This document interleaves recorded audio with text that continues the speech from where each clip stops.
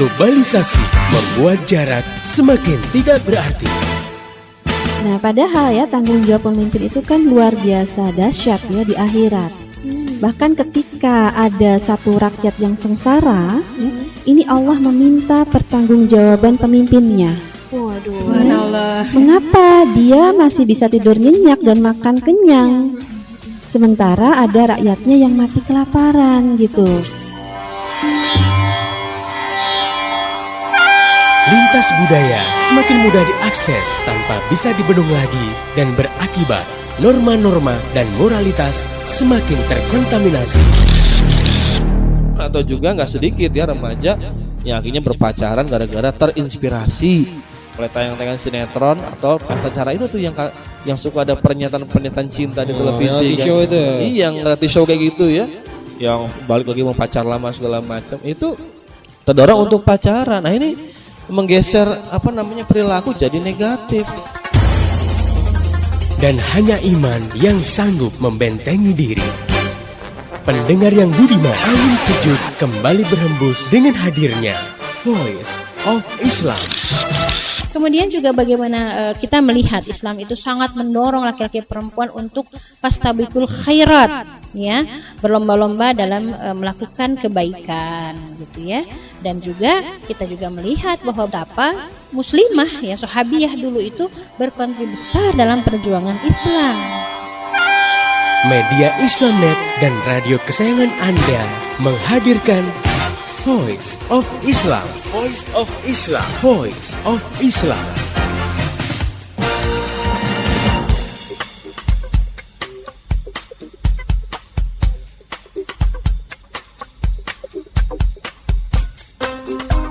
Assalamualaikum warahmatullahi wabarakatuh.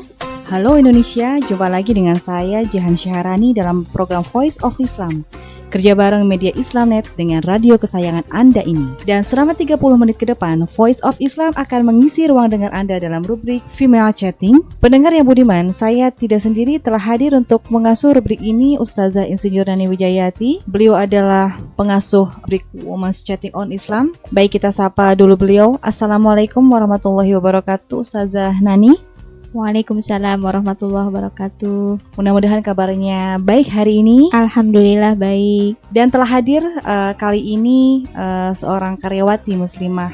Kita sapa beliau. Assalamualaikum Mbak Eva. Waalaikumsalam warahmatullahi wabarakatuh. Terima kasih Mbak Rani. Pendengar yang budiman, kali ini kita akan membahas tentang iklan. Iklan yang selama ini kita lihat atau kita dengarkan itu memang begitu banyak mempesona kaum hawa. Dan teman-teman Mbak Eva di perkantoran juga mungkin Mbak Eva sendiri menjadi salah satu objek dari iklan tersebut. Kita langsung aja tanya kepada Mbak Eva. Oke Mbak Eva, apa yang bisa di-sharing dalam Voice of Islam kali ini tentang banyaknya muslimah perkantoran yang tergoda oleh iklan?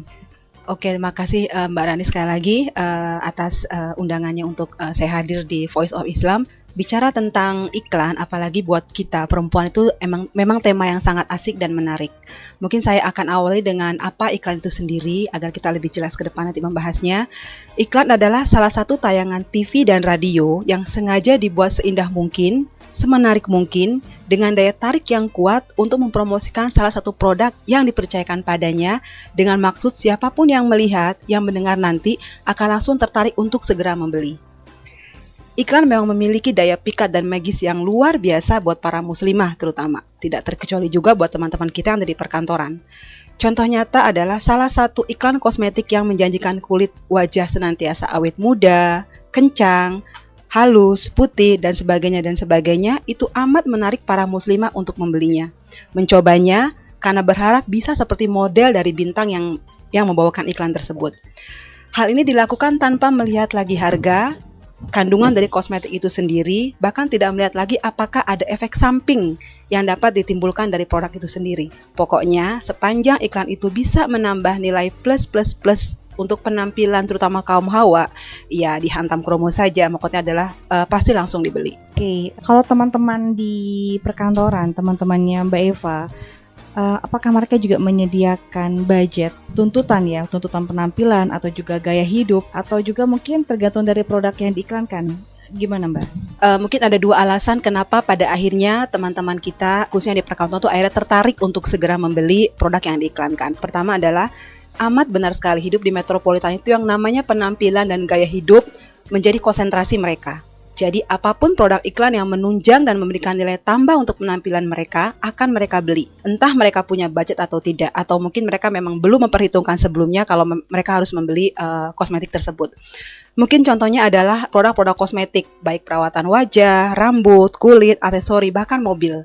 Kemudian alasan yang kedua adalah dari kedahsyatan dan kekuatan iklan itu sendiri yang amat sangat luar biasa mengajak teman-teman muslimah yang pada akhirnya sepertinya ikhlas saja membeli produk yang diiklankan, tergiur oleh angin surga yang dijanjikan. Sebenarnya mereka tidak butuh-butuh amat sih kalau dilihat-lihat, tapi karena dahsyatnya iklan membuat mereka tidak bisa berkata tidak. Ustazah Nani, tadi kan fakta-fakta yang sudah disampaikan oleh teman kita menjadi objek dari iklan yang ditampilkan khususnya di televisi atau juga ditayangkan di radio. Bagaimana sebetulnya menurut Ustazah? Sesungguhnya sebetulnya apa sih yang mereka cari dari iklan tersebut? Baik Mbak Rani dan pendengar yang budiman, Mbak Eva juga selamat datang di forum kita kali ini. Pertama, saya mungkin ingin sampaikan betapa jeniusnya industri kapitalis itu memiliki insting gitu ya untuk menyerbu konsumen perempuan dengan iklan, karena rata-rata memang yang gampang termakan oleh iklan itu banyaknya perempuan. Bukan berarti yang laki-laki juga nggak termakan oleh iklan ya.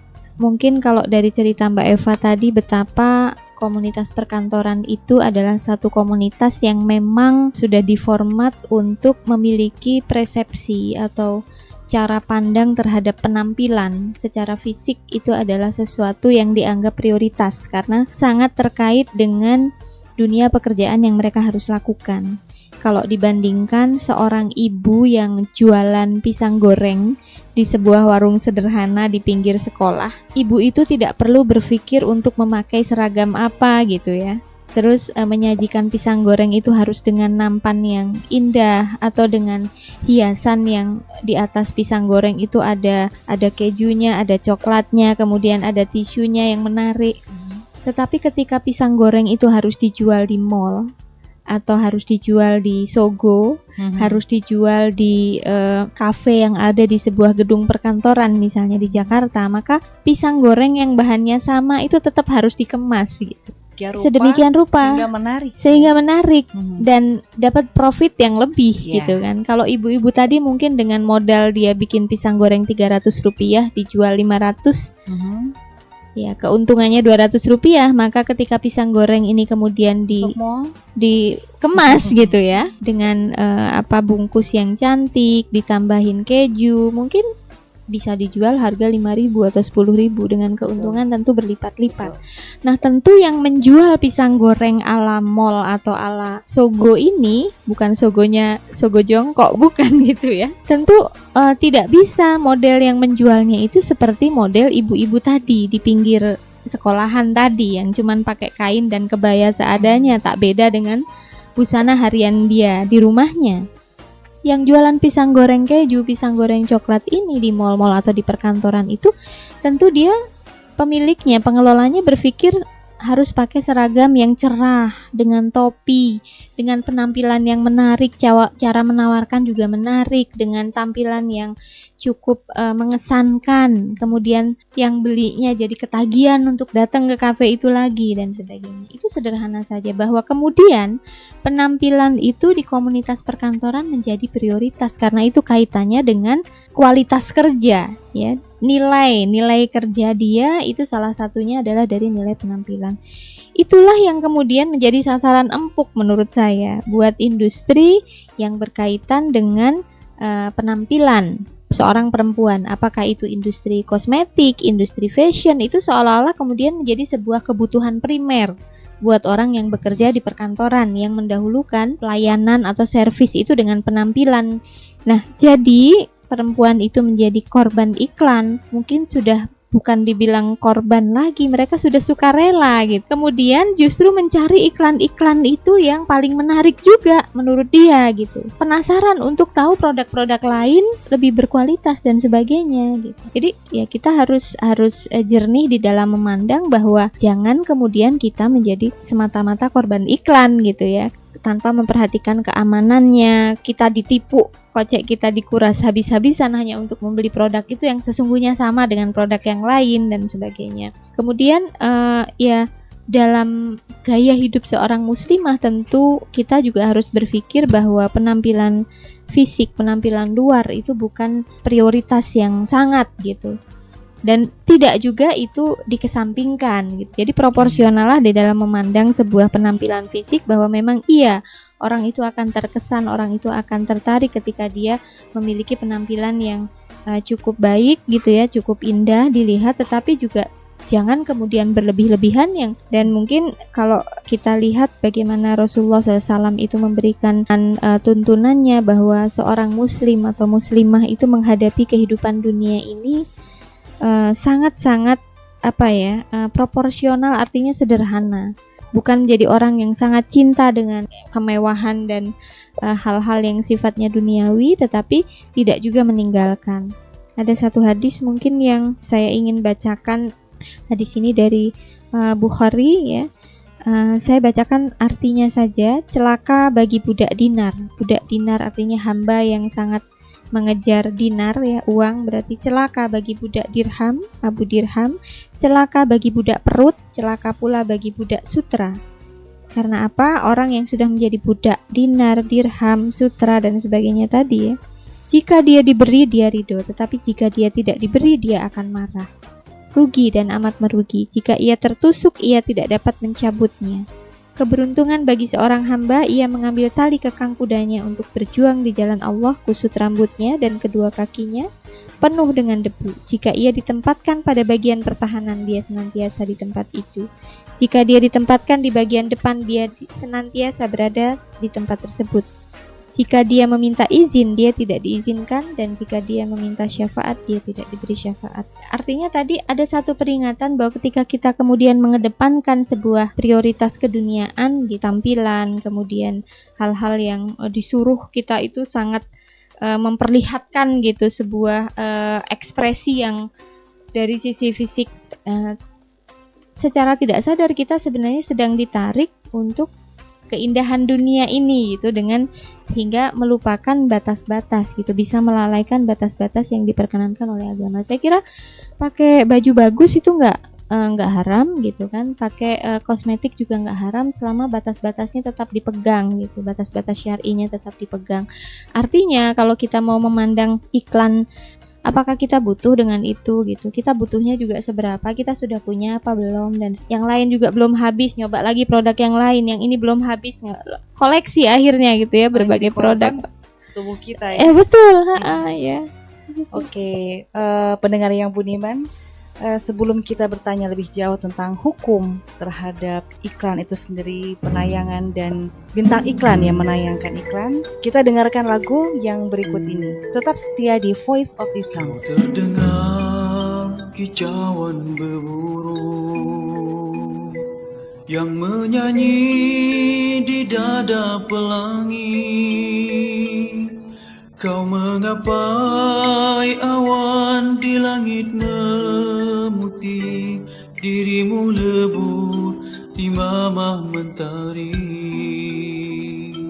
Kau impikan harapan menggunung di lorong hanyir kehidupanmu. Kau hirup sari madu bunga beracun, mewarnai dunia misteri mimpimu. Kau calari setangkai hati ibunda yang menanti di bilahan hari-hari. Kau hitamkan wajah ayahanda yang mengharapkan sinar kehidupan. Kau terdengar kicauan gemuruh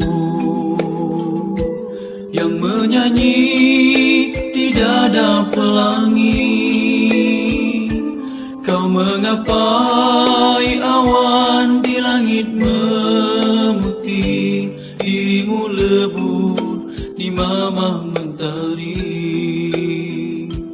Apalah yang hendak diharapkan lagi? Semua kini sudah jadi tak pasti. Bangkitlah segera dari mimpi ngeri, pulihkan kembali sebuah harga diri.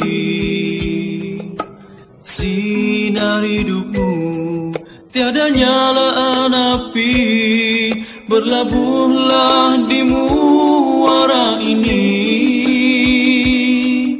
Pasrahkanlah hidupmu ke lorong ilahi,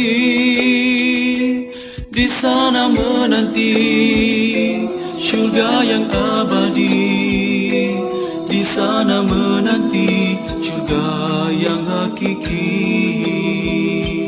Kau terdengar kicauan berburu yang menyanyi di dada pelangi. Kau mengapai awan di langit memutih, dirimu lebur di mamah mentari. Sinar hidupmu tiada nyalaan api, berlabuhlah di muara ini.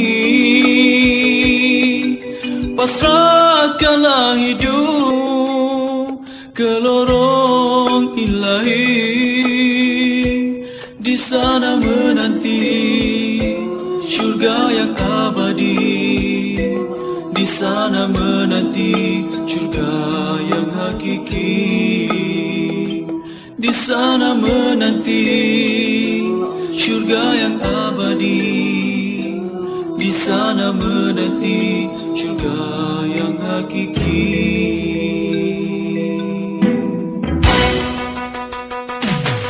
Masih Anda ikuti Voice of Islam. Jangan kemana-mana, ikuti acara ini hingga tuntas nanti. Voice of Islam, persembahan media Islamnet dan radio kesayangan Anda ini. Voice of Islam, Voice of Islam, Voice of Islam.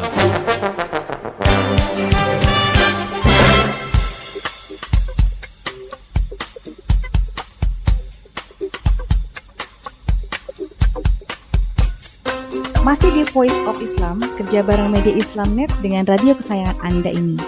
Pendengar yang budiman, Anda masih bersama saya, Jahan Syaharani dan Ustazah Insinyur Nani Wijayati dan Mbak Eva dalam rubrik Female Chatting. Dan kali ini kita masih membahas topik tentang iklan Kau Begitu Memukau. Baik, kita langsung saja lanjutkan bincang-bincang kita dengan Ustazah Nani. Jadi bagaimana tuh sebetulnya hukum terhadap iklan itu sendiri, baik penayangan maupun orang yang atau bintang yang mengiklankan iklan tersebut? Mungkin kalau kita mau mencermati betapa saat ini iklan itu sangat menentukan omset dari sebuah penjualan produk ya. Bahkan kalau kita lihat rata-rata sebuah produk yang sukses itu ketika budget untuk iklan aja bisa 70% itu ya keluar dibandingkan harga produksi dari bahan itu sendiri gitu. Mungkin perlu kita pilah-pilah. Yang pertama adalah soal konten iklan gitu. Konten iklan ya, karena dalam Islam itu tidak boleh ada kebohongan. Ketika kemudian konten dari iklan sendiri itu ada kebohongan, tentu kan haram ya, nggak boleh. Misalnya bahwa satu produk ini punya khasiat dalam sekian hari itu bisa begini, padahal itu tidak jaminan. Berarti kan dia memberikan statement atau memberikan jaminan, janji-janji yang sebenarnya itu kebohongan atau dusta. Tentu ini nggak boleh gitu. Atau misalnya dari sisi isi komposisi dari produk itu sendiri, yang sesungguhnya misalnya di situ ada komposisi bahan yang haram tapi tidak disebutkan misalnya ya. Nah, tentu ini kan apa yang dia katakan dalam iklan, apa yang dijaminkan dalam iklan, atau apa yang diperagakan oleh orang yang iklan itu seolah-olah misalnya dengan mengolesi itu sekian hari, misalnya sebuah pemutih sekian hari kemudian berubah, dan itu ternyata tidak seperti itu realitanya, maka ini adalah dinilai kebohongan, kan nggak boleh gitu. Kalau orang yang jualan jamu misalnya, kemudian dia katakan, Mbak ini jamunya dari apa aja? Oh ini dari beras, kemudian kencur, ada gula, digodok dan sebagainya. Itu jujur dia katakan begitu, tidak masalah gitu. Nah tetapi ketika kemudian, oh ini sudah ditambah dengan ini resep biar awet muda misalnya gitu. Kalau minum ini jadi awet muda, nah itu udah nambah-nambahin dari konten yang sesungguhnya nggak ada dalam itu. Itu maka konten itu bisa bermuatan kebohongan, maka itu haram, kan nggak boleh.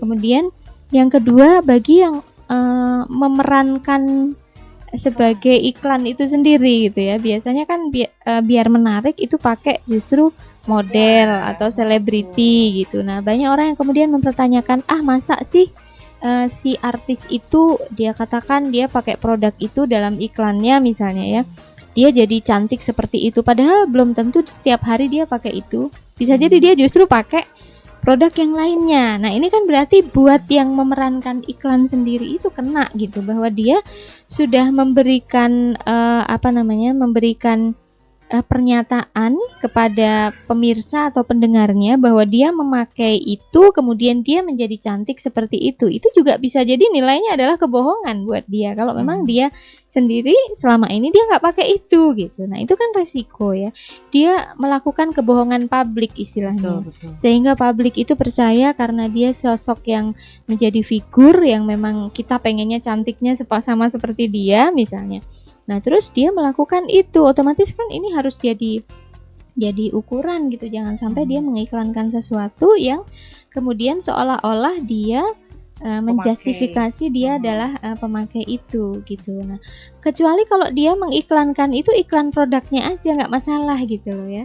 Kayak misalnya dia iklan mobil, misalnya mobil ini, nah dia yang bilang gitu ya, seorang artis perempuan lah misalnya, taruhlah dia bilang bahwa mobil ini kapasitasnya begini, kecepatannya begini, kemudian kan nggak masalah yang begitu gitu. Tapi kalau udah ada unsur tambahan kebohongan bahwa dengan pakai mobil itu dia lebih nyaman dan sebagainya, sementara dia sendiri hari-hari nggak pakai mobil itu, ini sudah menurut saya dia sudah melakukan kebohongan gitu, dan dia dibayar untuk berbohong kan oleh perusahaan itu supaya laris dagangannya. Nah tentu itu. Kemudian yang kedua, kalau dari yang memperagakan iklan itu kan tampilannya ya, yang kita lihat. Kenapa sih kalau iklan itu harus bintangnya perempuan, sekalipun itu iklan produk yang tidak berhubungan dengan perempuan gitu ya? Apa sih hubungannya TV dengan perempuan, kok harus perempuan yang Otomatis dengan perempuan. gitu? Apa sih hubungannya sebuah mobil misalnya, katakanlah mobil Mercy atau Pajero atau apa dengan perempuan di situ misalnya? Nah kayaknya nggak ada hubungannya, tetapi memang yang ditonjolkan adalah perempuannya itu gitu. Nah otomatis format seperti ini bukan format yang tidak dibikin menurut saya. Ini sudah menjadi format standar bahwa perempuan itu menjadi ikon untuk melancarkan penjualan sebuah produk. Saya kira ini adalah paradigma kapitalis yang menjadikan ikon perempuan itu sebagai jadi memiliki nilai jual gitu, memiliki ya, Mbak, ya? nilai jual gitu, sekalipun dengan produk yang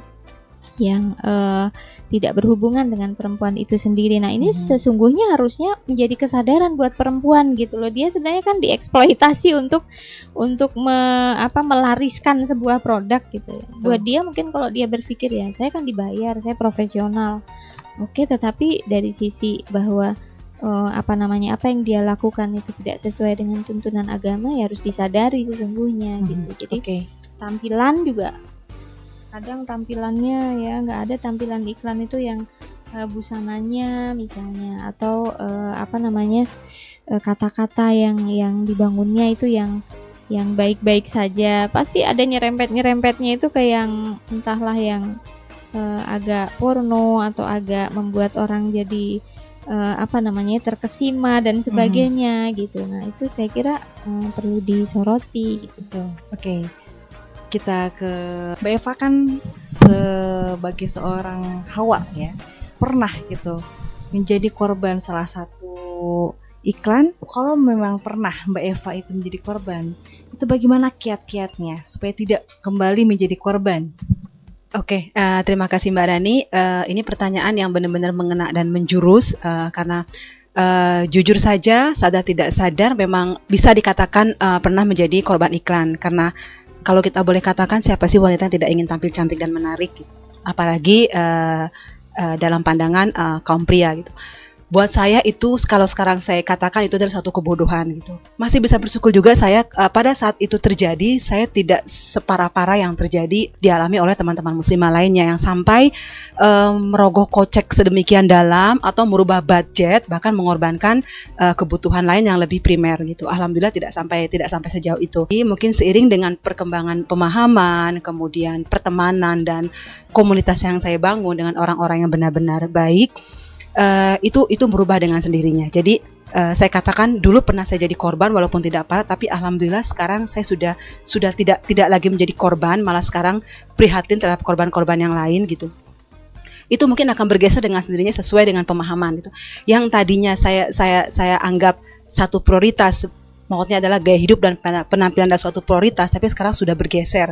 Pengaruh-pengaruh iklan-iklan yang berseliweran di TV dan radio itu sudah tidak ada apa-apanya lagi buat saya gitu. Nah, mudah-mudahan juga saya berharap ini terjadi juga kepada teman-teman yang lain gitu. Mungkin itu saja Mbak Rani. Satu pertanyaan untuk Ustazah Rani, mungkin ini pertanyaan terakhir. Kira-kira apa nasihat dari Ustazah untuk teman-teman perkantoran agar mereka istiqomah? Jadi walaupun mereka tetap segar atau juga cantik, tapi mereka itu dalam koridor-koridor yang dibolehkan dari segi agama. Yang pertama mesti rasional bahwa apa yang kita dapatkan dari jerih payah kita bekerja janganlah habis-habisan hanya untuk ngelayanin tawaran iklan gitu kan. Rugi kita sebenarnya ketika teman-teman di perkantoran itu memiliki, maka manfaatkanlah harta itu justru prioritasnya adalah untuk kebaikan-kebaikan yang nilai pahalanya tinggi dibandingkan hanya untuk hal-hal yang mubah. Sebenarnya itu kan mubah kecuali ketika kemudian dia memakainya itu memang untuk niat ibadah di hadapan suaminya misalnya dan sebagainya, maka dia menjadi nilai plus gitu. Tapi kalau untuk yang mubah-mubah, kenapa sih kita harus habis-habiskan uang kita, harta kita hanya untuk yang mubah gitu? Rugi banget, udah capek kita kerja 5 hari dari pagi sampai sore, bahkan gak bisa ketemu tetangga, gak bisa ketemu keluarga gitu. Udah gitu hasilnya hanya untuk nyeneng-nyenengin diri aja untuk terjadi korban iklan, kan sayang juga gitu. Kemudian yang kedua mungkin yang perlu kita lebih renungkan adalah apa sih sebenarnya yang ditawarkan oleh iklan-iklan itu untuk kemudian kita tertarik membeli. Sesungguhnya pada akhirnya gitu, kalau kita renungkan sebenarnya tawaran mereka hanya untuk membuat kita bangga gitu terhadap diri kita sendiri gitu. Seperti misalnya tawaran produk baju dengan berbagai merek. Misalnya setiap merek itu selalu mencoba untuk menjadi image bahwa merek dia adalah merek yang eksklusif gitu kan. Sehingga kayaknya membuat orang kalau dia nggak beli yang mereknya ini, kayaknya dia bukan kelas yang elit gitu misalnya ya. Nah itu kan untuk membuat dia condong untuk bangga terhadap kelasnya, sehingga pakaian dia berbeda dengan pakaian orang yang lain pada umumnya misalnya. Demikian dengan produk kosmetik misalnya. Mungkin kalau yang masyarakat umum pakai gampang dicari. Nah, ada mungkin tawaran produk iklan tuh yang lebih membuat orang itu jadi bersikap ujub atau bangga terhadap dirinya. Nah ini barangkali kita jangan terjebak gitu, kayaknya kalau nggak pakai yang produk ini yang mahal dan sebagainya. Ini yang biasanya yang kemakan kan orang-orang perkantoran karena yang punya duit gitu. Kalau yang di pinggiran orang yang punya duitnya ya cukup yang penting gitu susu pembersih, yang penting ini lotion gitu udah gitu. Nah ini untuk yang kalangan perkantoran tentu akan dijerat sesungguhnya untuk melihat sisi itu. Kita mesti ingat ada satu hadis yang diriwayatkan oleh Baihaqi ya. Nabi bersabda, salasu munjiatin wa salasatu muhlikatin. Fa amal munjiatu fataqwallahi fisirri wal alaniyati wal qawlu bil haqqi fir ridha was sukhati wa qasdu fil ghani wal fakri. Wa amal muhlikatu fahawan mutaba'un wasyukhun muta'un wa i'jabul mar'i binafsihi wa hiya asyadduhunna. Artinya ada 3 keberuntungan dan ada 3 kehancuran. Adapun keberuntungan itu adalah pertama takwa kepada Allah pada setiap saat, baik sembunyi maupun ramai-ramai. Yang kedua berkata yang benar pada saat ridho maupun marah. Dan yang ketiga sederhana, baik dalam keadaan kaya atau miskin. Sedangkan kehancuran adalah yang pertama hawa nafsu yang diikuti, kikir yang ditaati, dan yang ketiga seorang yang merasa takjub terhadap dirinya. Dan ini adalah yang paling jelek. Jadi ini kan bahayanya iklan begitu ya. Dulu aku belum pakai produk ini, aku hitam loh, sekarang jadi putih gitu. Aku bangga sama diriku kan gitu. Dulu waktu aku belum pakai ini, kayaknya aku biasa aja. Sekarang orang bilang aku cantik, misalnya gitu ya. Nah, ini adalah bentuk ujub atau bentuk bangga terhadap dirinya. Dan dikatakan dalam hadis ini adalah sebuah kehancuran yang paling jelek sesungguhnya ketika seseorang merasa dia takjub dengan dirinya. Nah, jangan sampai justru kalau di paradigma kapitalis itu kan orang didorong untuk dia bangga dengan dirinya gitu. Nah, ini sangat bertentangan dengan konsep hidup Islam yang justru mengedepankan kesederhanaan dalam kondisi kaya maupun miskin. Saya kira itu mungkin yang perlu kita pegang. Oke, pendengar yang budiman, itu tadi dialog kita dengan Insinyur Ustazah Nani Wijayati dan Mbak Eva, muslimah dari perkantoran. Buat pendengar yang ingin bertanya atau memberikan kritik, saran, dan masukan, Anda bisa kirim surat ke radio kesayangan Anda ini atau kirim SMS ke 088694924411 atau bisa juga melalui email ke mediaislamnet@yahoo.com. Untuk informasi lebih jauh tentang Voice of Islam, radio-radio di seluruh Indonesia yang menyiarkannya, topik-topik yang akan dibahas, juga info-info lainnya, silakan klik di www.gaulislam.com. Saya Jahan Syahrani dan seluruh kerabat kerja yang bertugas mengucapkan terima kasih kepada Ustazah Insinyur Nani Wijayati. Sama-sama Mbak Rani. Dan Mbak Eva. Sama-sama juga Mbak Rani. Dan terima kasih juga buat para pendengar yang telah setia mengikuti acara ini. Pesan saya, sampaikan apa yang Anda peroleh dari acara ini pada yang lain agar rahmat Islam bisa segera tersebar, termasuk di kota Anda yang tercinta ini.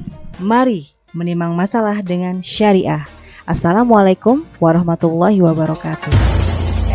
Nah, sebutan mahram ini ya pada awalnya dibahas oleh para imam mufassirin, para ahli tafsir ketika ada hadis Rasulullah SAW yang gimana sih? Lagi asik-asiknya dengerin Voice of Islam, ada yang nelpon lagi. Halo, Assalamualaikum. Waalaikumsalam, Tin. Kamu lagi denger Voice of Islam ya? Masalahmu lagi dibahas tuh di Voice of Islam. Aduh Tina, gimana sih kamu? Udah tahu aku lagi dengerin persoalanku lagi dibahas, kamu pakai telepon lagi. Terus gimana aku bisa tahu solusinya? Tenang, friend. Aku barusan dapat bocoran dari media Islamnet. Buat edisi-edisi Voice of Islam yang sudah diputar, rekamannya bisa didapatkan oleh perorangan. Jadi sekarang kamu dengar baik-baik siaran Voice of Islamnya biar masalahmu segera selesai. Nah, kalau belum ngeh juga, kamu bisa dengar dari rekamannya. Gitu, Rin. Rin? Kamu masih di situ kan? Waduh, ini juga masalah nih buat si Rina, sering ninggalin telepon sembarangan. Halo Tina, alhamdulillah barusan udah ada kiriman MP3 Voice of Islam. Jadi maaf ya, tadi aku tinggal sebentar. Bocoran dari kamu tuh sebenarnya udah aku denger seminggu yang lalu. Jadi langsung aja aku SMS ke media Islamnet buat pesen MP3-nya. Tina, kamu masih di situ? Ya, gantian deh gue yang dikerjain. Ya, dapatkan rekaman-rekaman Voice of Islam yang sudah diputar. Hubungi media Islamnet di 0856 9492 4411. Demikian tadi Voice of Islam.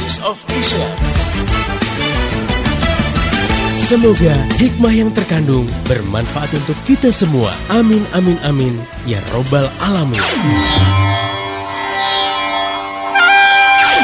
Kembali bisa Anda dengarkan Voice of Islam. Menghadirkan topik-topik seputar kehidupan kita esok hari di waktu dan gelombang yang sama.